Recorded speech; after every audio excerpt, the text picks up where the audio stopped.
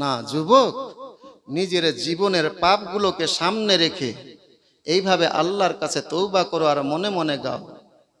পৃথিবী না জানো আমি তো জানি,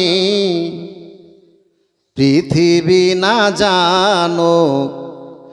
আমি তো জানি, আমি কি পাপ করেছি হায়, আমার পাপের করিলে বিচার,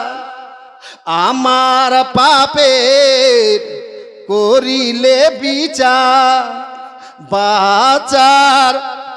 উপায় নাই, দয়াময় তুমি মাফ করো আমায়, মাফ করো।